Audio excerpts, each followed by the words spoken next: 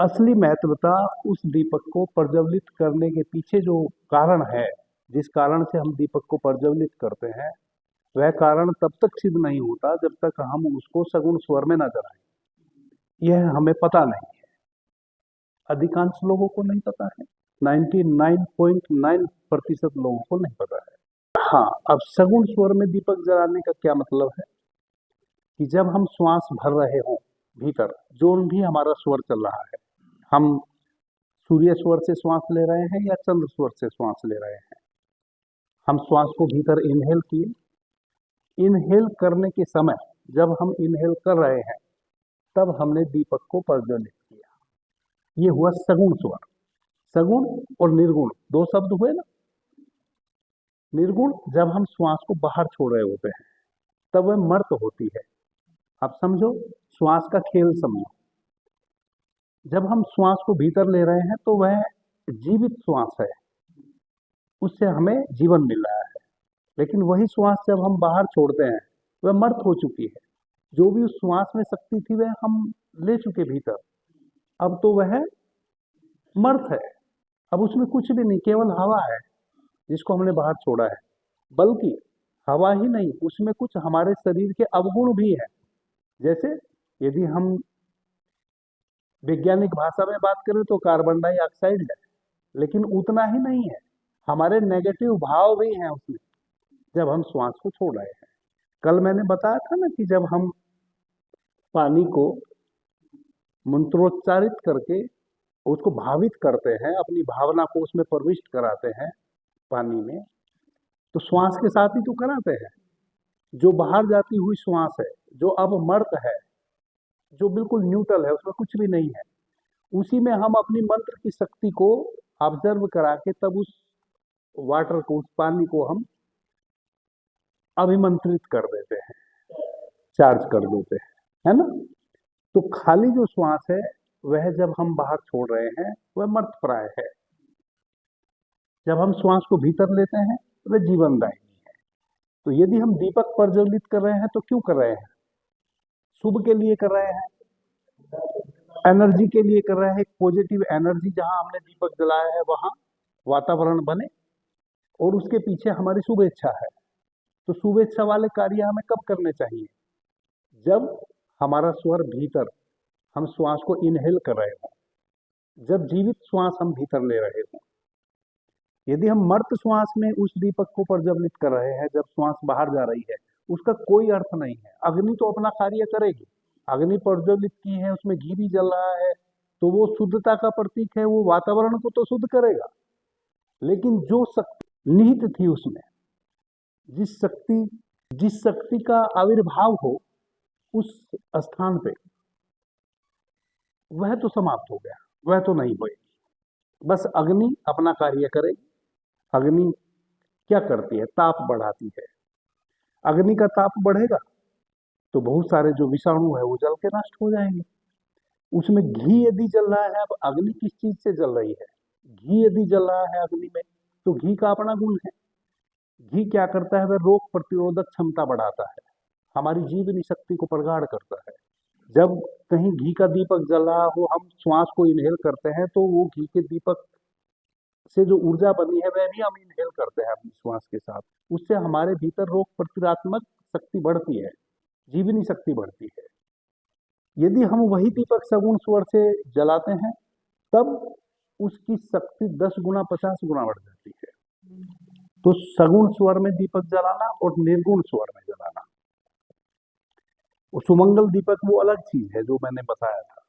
लेकिन दीपक कभी भी जलाओ तो सगुण स्वर में जलाओ।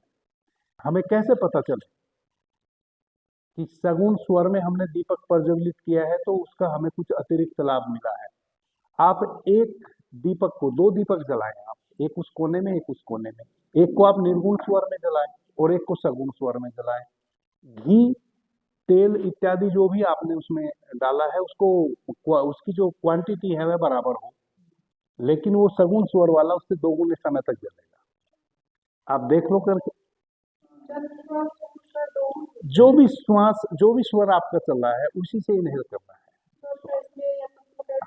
देखो, एक बात समझो आप, दीपक जलाने के पीछे फिर हमारा क्या उद्देश्य है, बात समझ रहे हैं।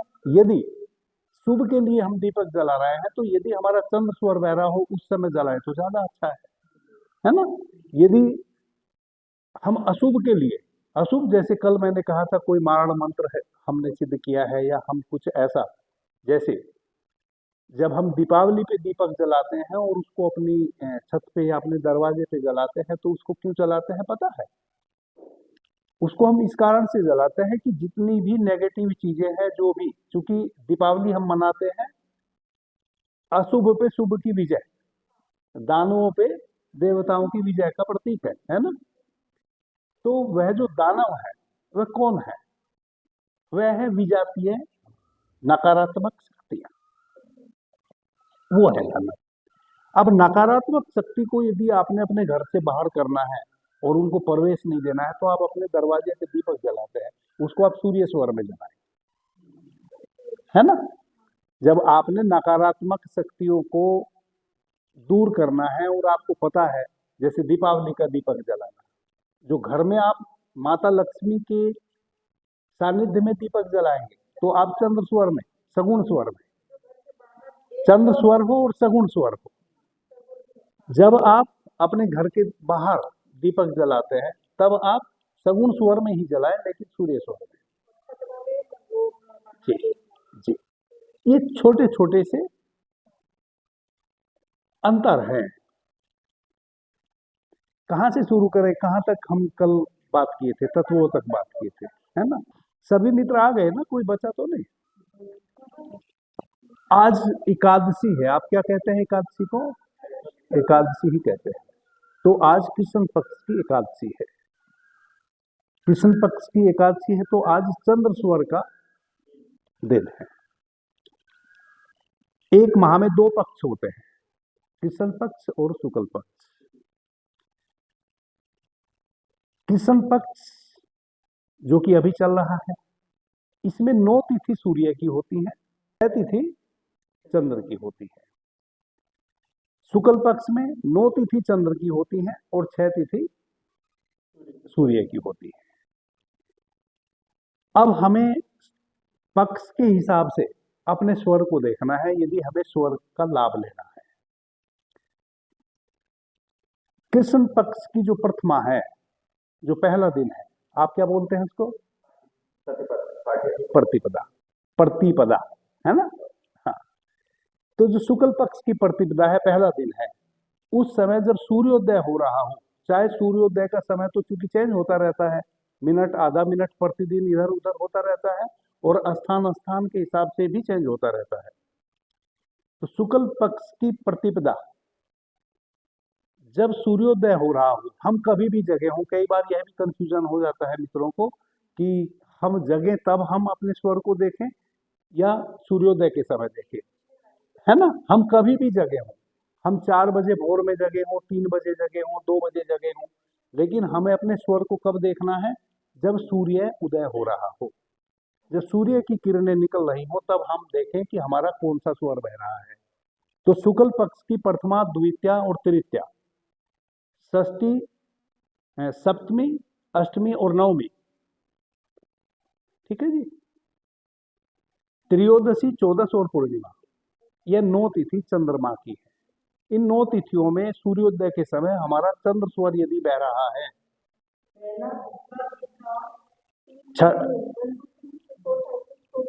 7, 8, 9, फिर 13, 14, 15, है ना, त्रयोदशी, चौदस और पूर्णिमा, ये 9 तिथि हैं चंद्रमा की। इन 9 तिथियों में सूर्योदय के समय हमारा चंद्र स्वर बह रहा होना चाहिए। यदि हमारा चंद्र स्वर नहीं बह रहा है, तो आप समझें कि हमारे साथ कुछ ना कुछ गलत होने वाला है, शरीर के तल पे, मन के तल पे, अर्थ के तल पे, समाज के तल पे। हमें 4 प्रकार के नुकसान होते हैं कभी भी। जब हमारे शरीर में कोई व्याधि पकड़ लेती है तो हमारे शरीर को हानि होती है। यदि हमारे मन में कोई दूषित विचार आ जाए तो हमारा मन दूषित हो जाता है, उसके कारण भी हम बहुत सारी प्रताड़ना झेलते हैं। दूसरा, हमें समाज के तल पे, समाज में जो हमारी इज्जत है, प्रतिष्ठा है, यदि हमारा गलत स्वर चल रहा है तो आप जहां भी जाएंगे आपको तिरस्कृत भाव से सामने वाला देखेगा। यह एकदम तय है, इसमें कोई लेकिन किंतु परंतु नहीं है, यह होना है। आपको समाज के तल पे वह प्रतिष्ठा नहीं मिलेगी यदि आपका उल्टा स्वर चल रहा है जो सही स्वर में मिलनी चाहिए थी। कहीं ना कहीं आपको धन की हानि होगी। जो भी आपका व्यवसाय है, कोई भी व्यवसाय आपका है, उस व्यवसाय में आप देखेंगे कि यदि इन 9 तिथियों में आपका सूर्योदय के समय चंद्र स्वर नहीं बह रहा है तो आपको हानि होगी। उतनी मात्रा में आपको लाभ नहीं होगा जितनी मात्रा में आपको लाभ होना चाहिए था। वह आपको कैसे पता चलेगा? कल जो लाभ आपको हुआ था, यदि आप एक दुकान करते हैं तो उस दुकान पे लगभग लगभग बराबर आपकी दुकान में प्रतिदिन चलती है। लेकिन यदि आपके विपरीत स्वर चल रहे हैं तो आप देखेंगे कि जो ग्राहक आपके पास आया करते थे वो आज दूसरे की दुकान पे चले गए हैं, जबकि आपके पास वह सामान अवेलेबल है जो उसको खरीदना है। इससे आप समझ जाएंगे कि गड़बड़ कुछ ना कुछ हो चुकी है। वैसे ही समाज में जब आप सामाजिक कार्यों में या कहीं भी समाज के किसी व्यक्ति से जिससे आप रोज मिलते हैं, रोज वह आपका सम्मान करता है, आदर करता है, आज वह आपकी अनदेखी कर देगा, आज वह आपका निरादर करेगा। और निरादर भी नहीं किया तो कम से कम आज वह आदर आपका नहीं करेगा। कब नहीं करेगा? जब आपका तिथि के अनुसार स्वर ना चल रहा हो। अर्ली मॉर्निंग में सूर्योदय के पहले होता है ना, तो हाँ, क्या टाइम में होना चेक करना है? आप हाँ आप अर्ली मॉर्निंग हाँ, मैं समझ गया, आपका प्रश्न समझ गया।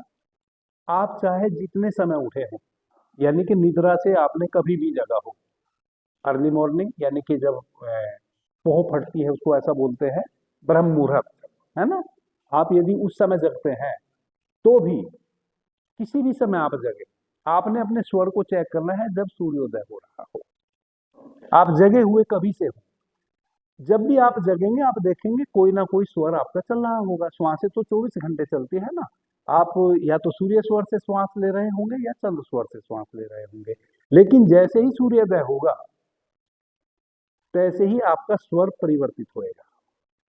अगर नहीं होता है, अगर सूर्योदय होने से पहले चंद्र स्वर चल रहा था और तिथि भी चंद्र की है, लेकिन जैसे ही सूर्य की पहली किरण पृथ्वी को छुई, सूर्य में लालिमा आई, तैसे ही आपका सूर्य स्वर सक्रिय हो गया, जबकि चंद्र स्वर को ही सक्रिय रहना चाहिए था। तो समझे कि स्वर गड़बड़ चल रहा है, विपरीत चल रहा है। सौरोदय विज्ञान के हिसाब से आपका स्वर नहीं चल रहा है। ठीक है।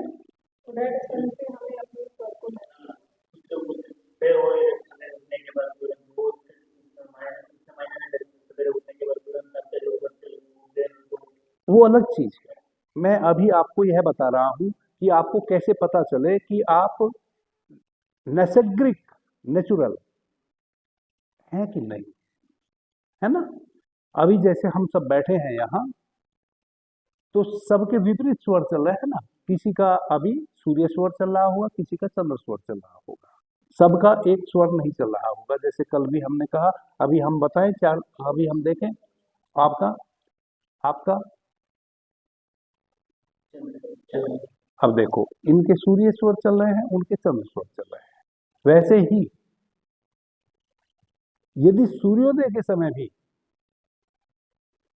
चंद्र की तिथि में हम में से किसी के उल्टे स्वर चल रहे हो, वह व्यक्ति जिसका उल्टा स्वर चल रहा है, यानी कि चंद्र स्वर नहीं चल रहा है चंद्र की तिथि में, इसका मतलब उसके साथ नेगेटिव है कुछ ना कुछ।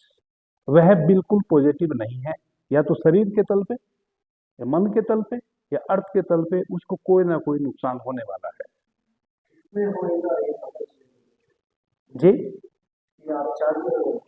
सभी में होएगा, सभी में होएगा। आप शारीरिक रूप से भी उतने प्रफुल्लित नहीं हो सकते जितने आपको होना चाहिए था सही स्वर में।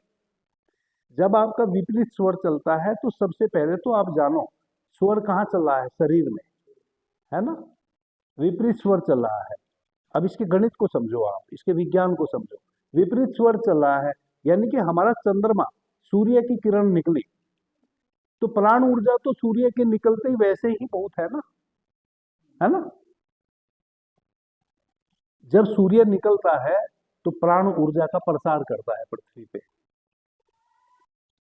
आपके भीतर भी यदि सूर्य स्वर ही चलने लगे तो प्राण के तल पे प्राण आपके भीतर अधिक मात्रा में प्रज्वलित होगा, उसकी हानि आपके शरीर को होगी। कितनी भी महत्वपूर्ण कोई भी चीज हो, यदि आपने अमृत भी अधिक मात्रा में सेवन कर लिया तो वह भी जहर का कार्य करेगा। समझदार व्यक्ति जहर से भी अमृत का कार्य ले लेता है और गैर समझदार व्यक्ति अमृत को भी जहर बना लेता है, क्योंकि वह उसको इतनी मात्रा में सेवन कर लेगा, उसको इंडाइजेशन हो जाएगा और फिर इंडाइजेशन होने के बाद के जो परिणाम है वह सभी उसको झेलने पड़ेंगे, है ना। कितनी भी अच्छी खाने की चीज हो, यदि आप अधिक खा लेंगे तो क्या होगा, इंडाइजेशन हो जाएगा। तो आपका उस समय जब सूर्य उदय हो रहा हो और चंद्र की तिथि हो, यानी कि शुक्ल पक्ष की प्रथमा द्वितीया तृतीया, ये 9 तिथियां जो मैंने बताई वह तिथि हो, तो उस समय यदि आपका चंद्र स्वर सक्रिय है तो आपका दाहिना मस्तिष्क का जो गोलार्ध है वह सक्रिय है। वह यदि सक्रिय है तो सब कुछ आपके साथ शुभ शुभ होता चला जाएगा, कुछ भी अशुभ नहीं होगा। कल आप कह रहे थे ना कि हमें मुहूर्त वगैरह देख के करना कोई कार्य चाहिए। यदि आपका स्वर तिथि के अनुसार बह रहा है तो निसंकोच आप कोई भी कार्य अपना शुरू कीजिए, आज आपका शुभ ही होगा, आपने मुहूर्त देखा या ना देखा।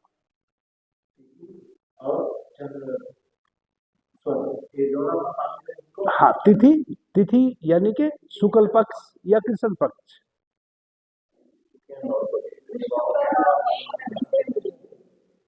मैं पूरा बताऊंगा ठीक है जी।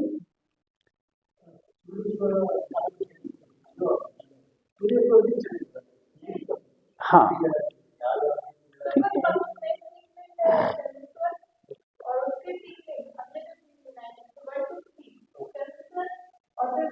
सुबह सूर्योदय के समय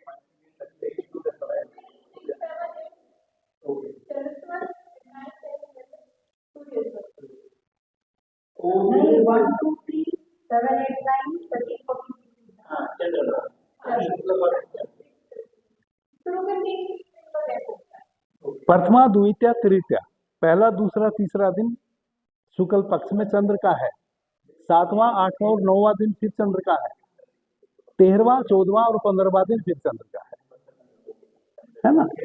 इस बीच में 6 तिथियां सूर्य की है शुक्ल पक्ष में। जैसे कल जब हमने यहाँ चर्चा शुरू की थी उस समय सूर्य की तिथि थी, नहीं 9वीं थी, ये 9वीं और 10वीं एक दिन पड़ गई हैं दोनों तिथि। हाँ, उस समय 9वीं थी जब मैं यहाँ आया था जी, यस, है ना, उस समय 9वीं थी, बाद में फिर तिथि चेंज हो गई। हाँ, और 9वीं जो तिथि थी वो सूर्य की तिथि थी, अभी कृष्ण पक्ष है। हाँ, जब अमावस्या आने को हो तो कृष्ण पक्ष है, और जब अमावस्या के बाद पूर्णिमा आने को हो यानी कि अमावस्या के अगले दिन शुक्ल पक्ष। अभी मुझे बहुत बात करनी है, आप समझ जाएंगे। अभी तो सूर्य स्वर की भी बात करूंगा, आप जब ये 5-7 बार रिपीट होएगी बातें आप समझ जाएंगे, है ना। जब भी नहीं समझेंगे फिर मैं आपको अकेले से समझाऊंगा, है ना। तो प्रथमा द्वितीया तृतीया, और हमें बाकी तिथियों में आप समझे, यदि गलत भी स्वर चल रहा है तो भी उतना इफेक्ट नहीं पड़ेगा। जो प्रथमा है, जो पहला दिन है, उस दिन हमारा तिथि के अनुसार यदि चंद्र स्वर चल रहा है, इसका मतलब भगवान शिव कहते हैं कि हमारा पूरा पखवाड़ा जो 15 दिन है वह हमारे शुभ में बीतेंगे, पूरा का पूरा पखवाड़ा। ठीक है, 15 दिन का पखवाड़ा है ना, कृष्ण पक्ष की प्रथमा तक। तो यह यदि शुक्ल पक्ष की प्रथमा के समय हमारा सूर्योदय के समय चंद्र स्वर बह रहा है तो पूरा पखवाड़ा हमारा सही बीतने वाला है। एक इंडिकेशन तो हमें मिल गया कि हमारा पूरा पखवाड़ा सही बीतेगा। अब लेकिन ये जो 9 तिथियां हैं, इन 9 तिथियों में भी यदि हमारे स्वर चले तिथि के अनुसार तो उसका हमें क्या लाभ मिलने वाला है उसको हम समझे। हम जो भी कार्य चंद्रमा के हैं, चंद्र स्वर में करने वाले जितने भी कार्य हैं, स्थिर, शुभ और सुलभ, जो कार्य हमने करने होते हैं उनकी हम लिस्ट बना के रखें कि उनको हम कब करेंगे, जब शुक्ल पक्ष की प्रथमा, द्वितीया, तृतीया, सप्तमी, अष्टमी, नवमी, त्रयोदशी, चौदस और पूर्णिमा होगी। हम इन 9 तिथियों के लिए अपने कार्यों की लिस्ट बना के रखें जो हमें चंद्र स्वर में करने हैं। ठीक है जी। और उन कार्यों को हम कब शुरू करें, जब देखें कि यदि हमारा सूर्योदय के समय इन 9 तिथि में जिस दिन भी हमारा सूर्योदय के समय चंद्र स्वर बह रहा हो, उस दिन हम उस कार्य को शुरू करें, वरना तो फिर ना करें उस तिथि में भी, ये भी समझ लो। ठीक है, 9 तिथि है ना, तो 9 तिथियों में जौन सी तिथि में भी सही स्वर चल रहा हो तिथि के अनुसार, तभी हम उस कार्य को करें जो चंद्रमा में करने वाले कार्य हैं, जो सौम्य है, स्थिर कार्य है और शुभ कार्य है। वह कोई भी कार्य है जीवन का, उसकी हम पहले से लिस्ट बना के रखें। फिर आपने कोई मुहूर्त देखा या ना देखा, है ना, हम मुहूर्त देखते हैं ना शादी का, सब चीजों का, कि इतने बज के इतने मिनट तक मुहूर्त है, इस बीच में ही हमें वह कार्य कर लेना है। कभी कभी मुहूर्त जो है वो कुछ सेकंड का ही होता है ना। हाँ हाँ हाँ, नहीं, सेकंड का भी होता है, कभी कभी सेकंड का भी कभी कभी मुहूर्त होता है।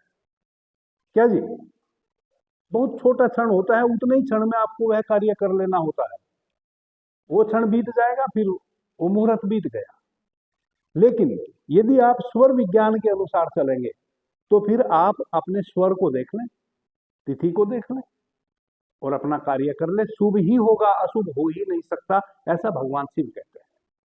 और यह परम सिद्ध है, भगवान शिव ने जो कहा है उसको फिर हजारों ऋषियों ने अपने अलग अलग ग्रंथों में उद्धृत किया है। ऐसा नहीं है कि भगवान शिव ने कह दिया तो फिर उसके बाद किसी ने उस बात का अनुभव ना लिया हो। हजारों ग्रंथ है, हजारों ग्रंथों में हमारे फिर भगवान शिव के द्वारा बताई हुई इस विद्या का जिसने भी उपयोग किया है अपने जीवन में, उन्होंने अपने अनुभव भी उसमें जोड़े।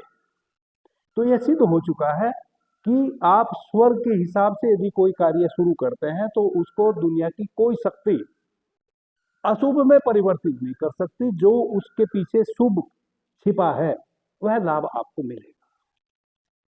अब यदि सूर्य स्वर में करने वाला कोई कार्य है, जैसे चर कार्य हैं और स्थिर कार्य हैं। स्थिर जो तुरंत लाभ या हानि देने वाले हैं। एक कार्य हुआ जो हमें लंबे समय तक, हमने कोई ऐसा सामान खरीदा जिसका हमें बहुत लंबे समय तक लाभ मिलने वाला है। एक कार्य हमने आज ही उस सामान को परचेज किया, आज ही उसका लाभ ले लिया और बात समाप्त हो गई। इसको कहते हैं हम स्थिर, अस्थिर चर कार्य, है ना।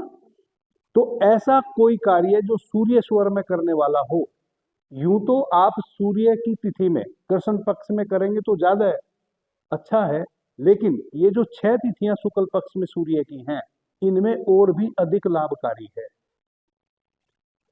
जैसे शुक्ल पक्ष में 6 तिथि हैं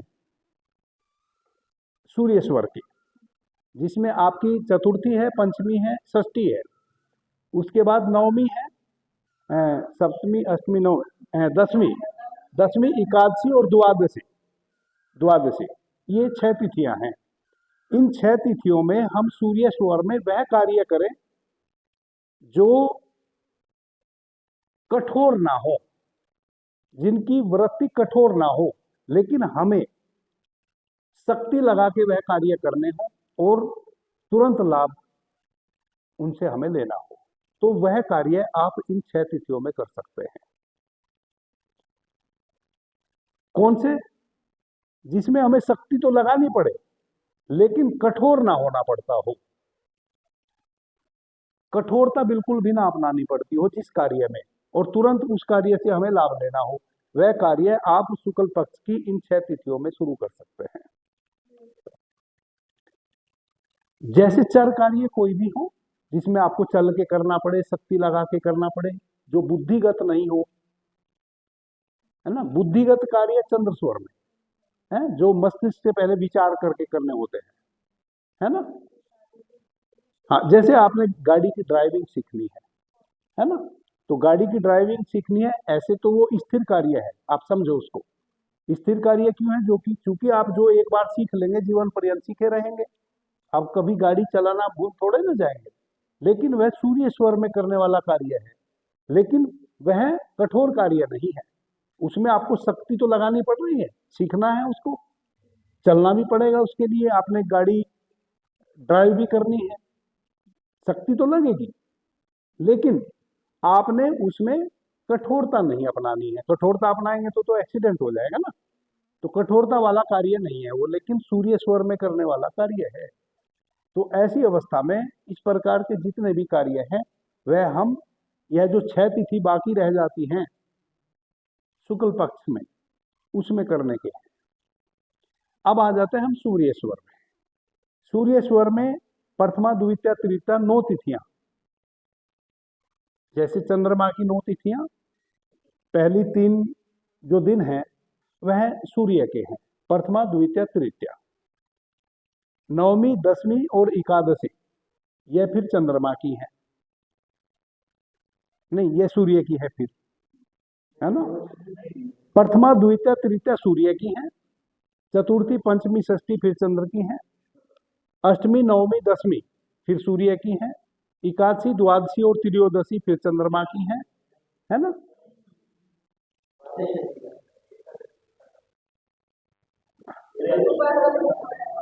हाँ हाँ, तो ये कृष्ण पक्ष की बात कर रहा हूं मैं अभी, सूर्य, हाँ जस्ट अपोजिट जी।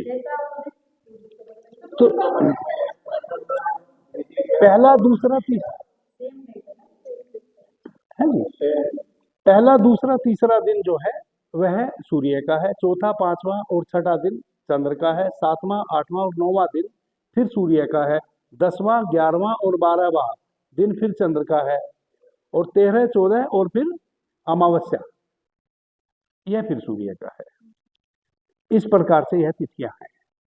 अब जो सूर्य की तिथि है उसमें जब सूर्योदय हो रहा हो उस समय हमारा सूर्य स्वर चलना चाहिए, सुबह सूर्योदय के समय। शुक्ल पक्ष में चंद्र स्वर चलना चाहिए, प्रथमा द्वितीया तृतीया, और कृष्ण पक्ष में हमारा सूर्य स्वर चलना चाहिए।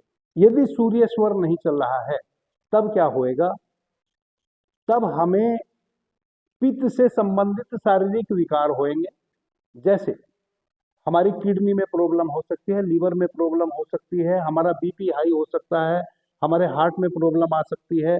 जितने भी पैत्तिक पित्त से होने वाले रोग हैं वह हमें हो जाएंगे। कब होंगे, ये एक दिन में नहीं हो जाएंगे। यदि आपकी लगातार पूरे पखवाड़े सुबह में जो सूर्य की तिथि है और एक पखवाड़े तक उस सूर्य की तिथि में आपका उल्टा ही स्वर बहे, तो इसका मतलब शारीरिक रूप से आप बीमार पड़ने वाले हैं। और बीमारी भी आपको कौन सी होंगी, पित्त से संबंधित होंगी, गर्मी से संबंधित होंगी। समझ गए, आप समझ रहे हैं इस बात को। दूसरा हमें क्या नुकसान होएगा, यदि हमारा सूर्य स्वर बह रहा है, जितने भी सूर्य स्वर में करने वाले कार्य थे उन सब में विघ्न आएगा, किसी में भी हमें सफलता नहीं मिलेगी। जो भी कार्य हम अभी तक करते थे जिसमें हमें लाभ हानि या हमारा व्यवसाय था, समाज में प्रतिष्ठा थी, वह सब इसके विपरीत यदि हमारे स्वर चलेंगे तो वह दांव पे लग जाएगा। प्लस सूर्य स्वर जब हमारा विपरीत चलता है, सूर्य स्वर की जो तिथियां हैं उसमें यदि चंद्र स्वर बह रहा है, सूर्य स्वर नहीं बह रहा है, तो उसका एक एक्यूरेट आपको क्या नुकसान होगा समाज के तल में।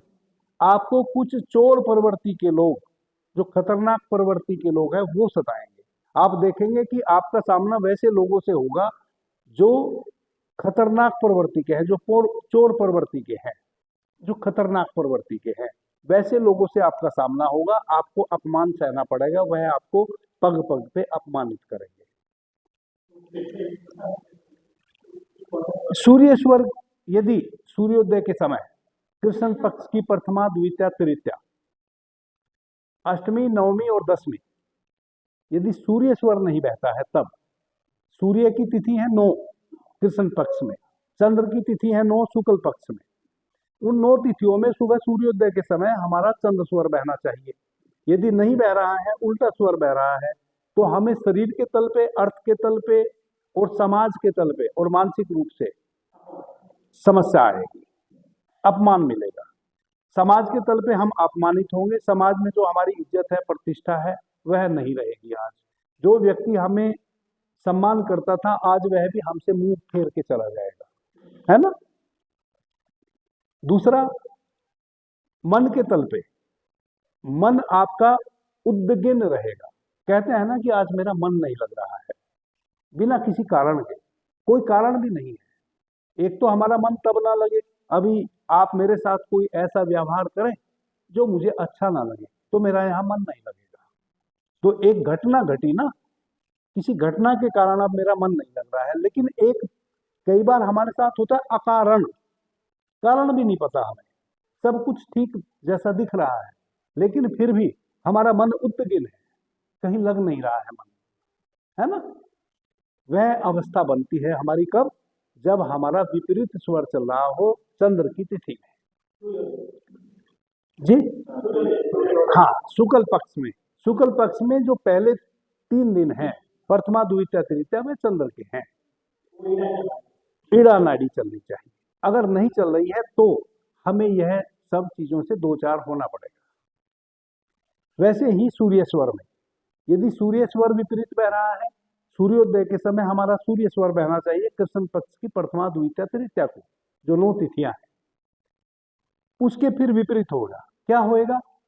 हमें समाज के तल पे चंद्र स्वर में तो ज्यादा कुछ भी नहीं हुआ था, केवल थोड़ा सा अपमान सहना पड़ा था।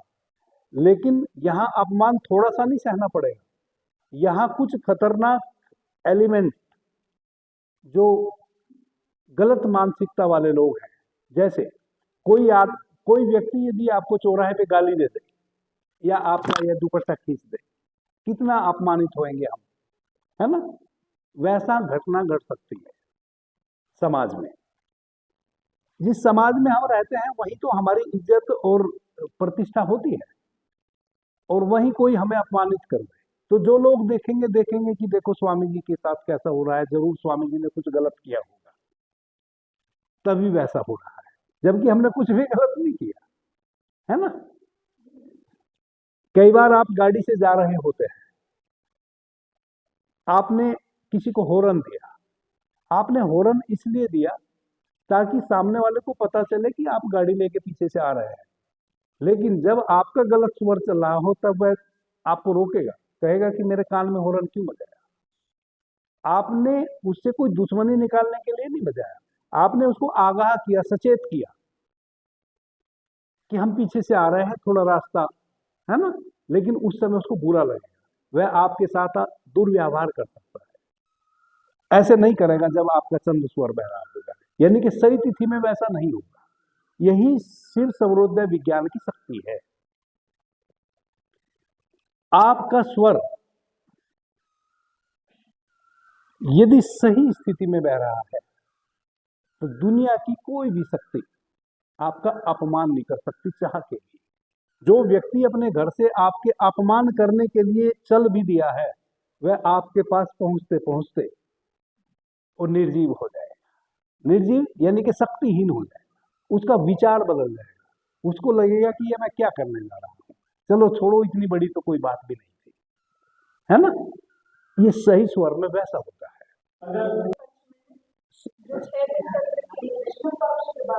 मैं तो कृष्ण पक्ष की बात, हाँ हाँ हाँ हाँ हाँ, जैसा चंद्र स्वर में मैंने कहा कि प्रथमा, द्वितीया, तृतीया, ठीक है, और चतुर्थी, पंचमी, षष्ठी, यह फिर चंद्र की तिथि है। तो इसमें आप चंद्र से संबंधित कार्य कर सकते हैं कृष्ण पक्ष में भी।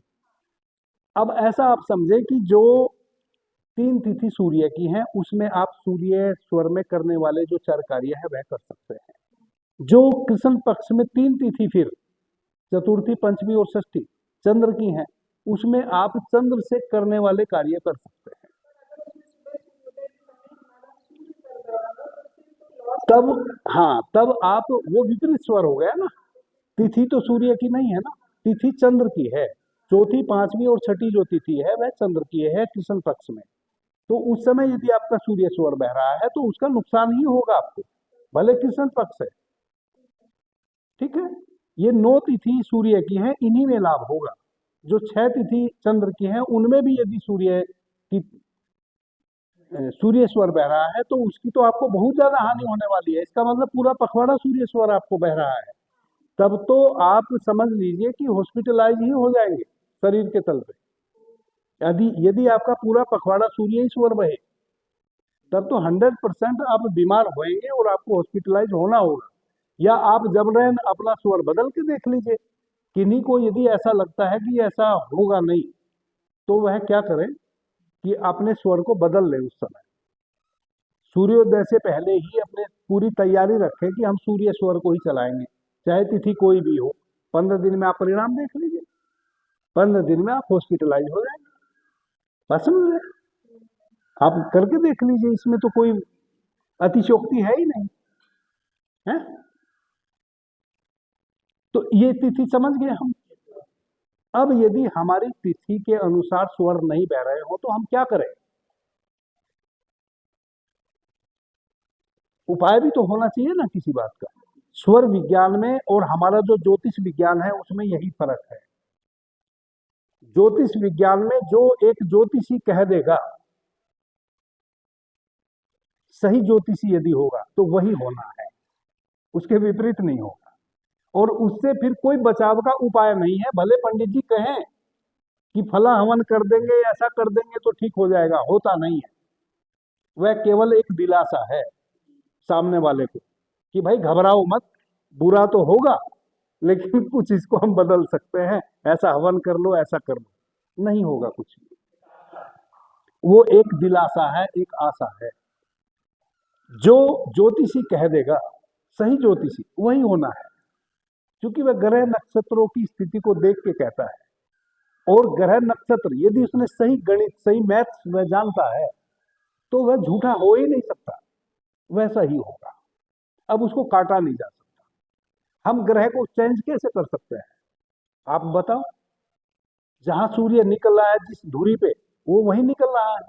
उसको हम कितना भी हवन करें, क्या उसको हम बदल सकते हैं? उसकी शक्ति को अब हम रोक सकते हैं? वह नहीं रुकेगा। लेकिन स्वर विज्ञान यहाँ आपको एक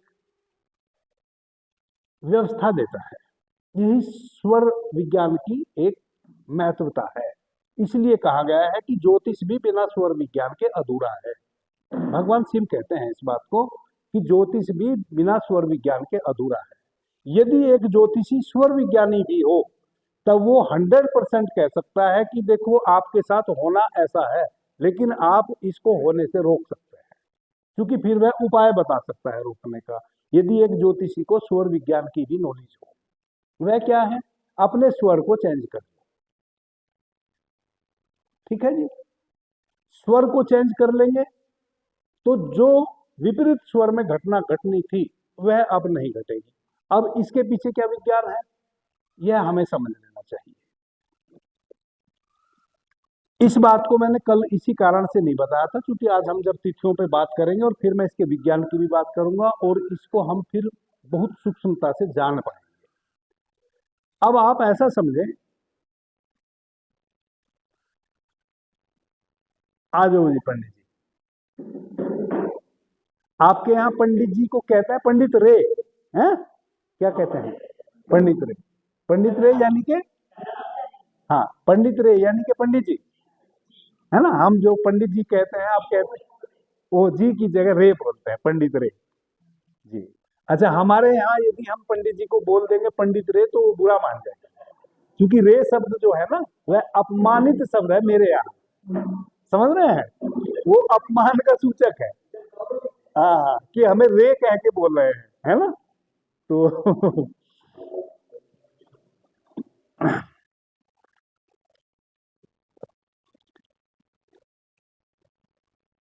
अब हमें वापस अपने श्वासों के विज्ञान को समझना होगा, तब हम इस बात को समझ पाएंगे कि हम अपने स्वर को चेंज कर लेते हैं तो हमें लाभ। सर, ये कृष्ण पक्ष का चंद्रमा इसमें तिथि में मतलब क्या था? कृष्ण पक्ष में चंद्रमा की तिथि में आप कोई भी चंद्रमा की तिथि में करने वाले कार्य, यानी कि जो आप चंद्र स्वर में कर सकते हैं स्थिर कार्य, वह आप कर सकते हैं, लेकिन वो उतने लाभदायी नहीं होंगे। भगवान शिव ने शिव सर्वोदय विज्ञान में स्पष्ट रूप से कहा है, इस बात को आप हमेशा याद रखेंगे क्योंकि बात बहुत होने वाली है। एक बात को निश्चित याद रखेंगे, वह क्या है, किसी भी स्थिति में हमारा चंद्र स्वर हमेशा शुभ है। बस इस बात को ध्यान में रखो। हाँ, है ना, किसी भी अवस्था में हमारा चंद्र स्वर शुभ है। यदि हम कुछ भी ना जानते हो, यदि हमें थोड़ी सी भी नॉलेज ना हो स्वर विज्ञान की, तो जो भी शुभ कार्य हम करने जा रहे हो और स्थिर कार्य करने जा रहे हो, उसको यदि हम चंद्र स्वर में शुरू करें, उतना जानना हमारे लिए काफी है। क्योंकि इतने भर से ही एक साधारण मनुष्य अपने जीवन को बहुत ही व्यवस्था पूर्वक जी लेगा, बिना किसी नुकसान के, बिना किसी दुख के और बिना किसी कष्ट के।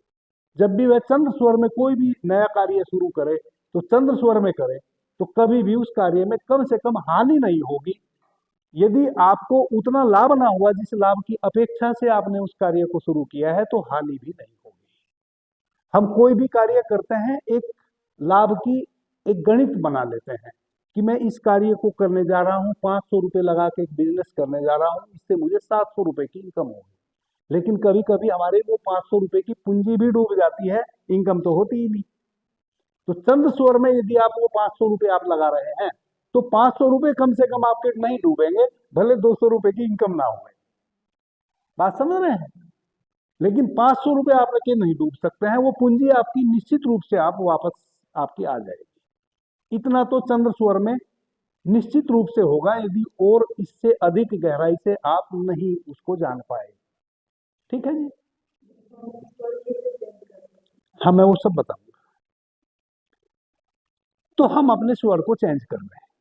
अब स्वर को चेंज करने से हमें लाभ कैसे मिलता है, हमें उस विज्ञान को जब तक हम ना जानेंगे तब तक हमारा उस पर भरोसा नहीं जमेगा। हम आज तो मान लेंगे कि स्वामी जी कह रहे हैं तो होगा, लेकिन कल फिर हम धीरे धीरे उसको, कल परसों तरसों में उस चीज को भूलना शुरू कर देंगे कि नहीं ये सब कुछ नहीं होता है ना।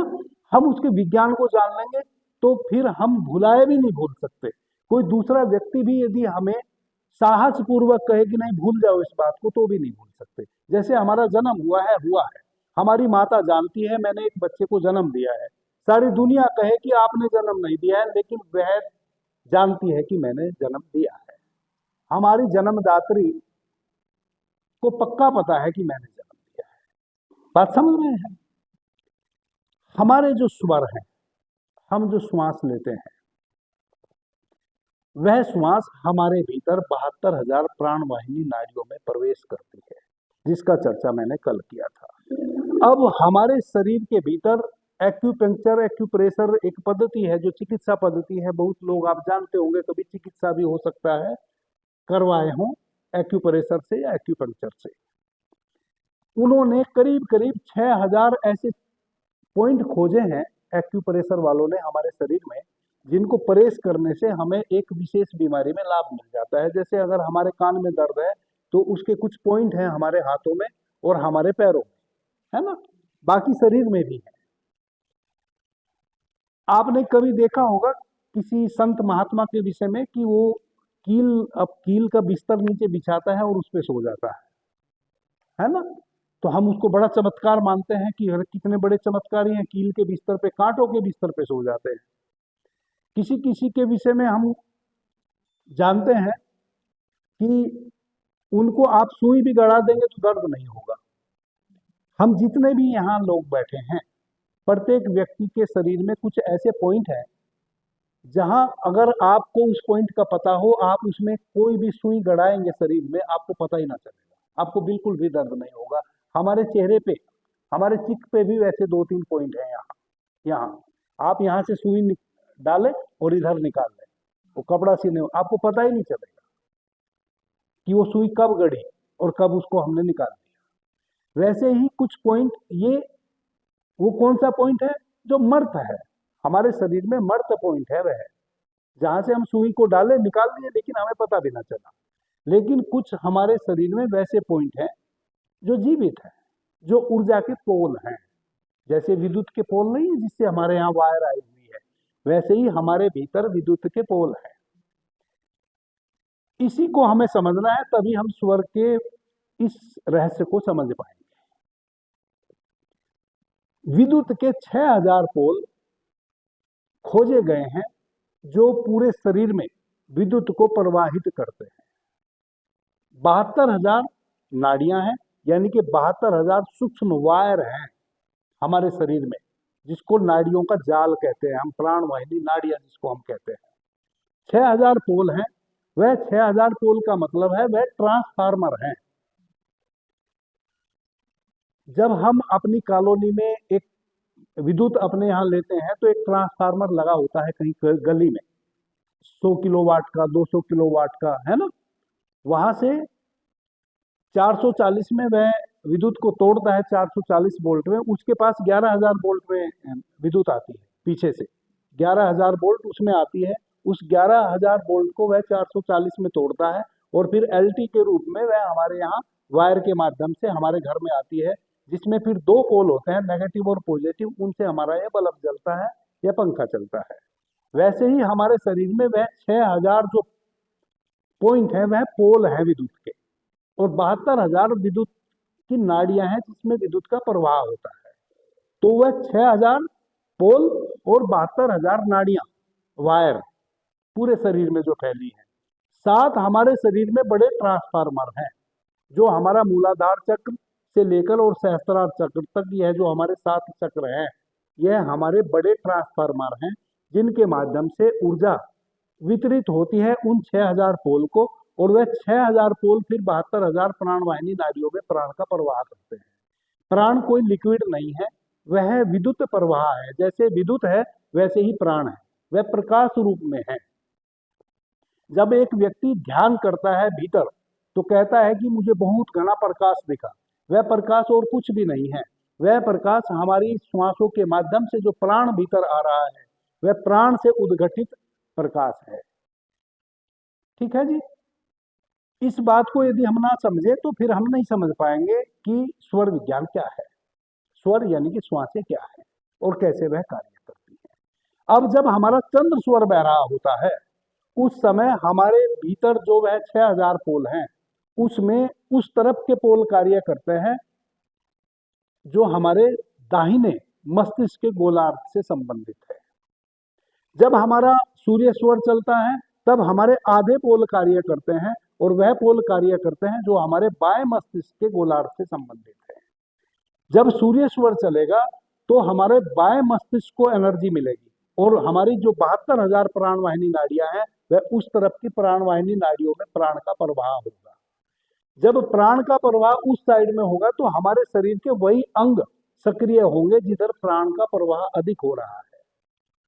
हमारी आंख की जो शक्ति है, यदि हमारा चंद्र स्वर बह रहा है तो हमारी बाईं आंख की शक्ति उस समय अधिक होगी, हमारा बायां हाथ अधिक कार्य कर रहा होगा, हमारा बायां मस्तिष्क अधिक विचार कर रहा होगा, उस समय हमारे बाएं अंग कार्य कर रहे होंगे।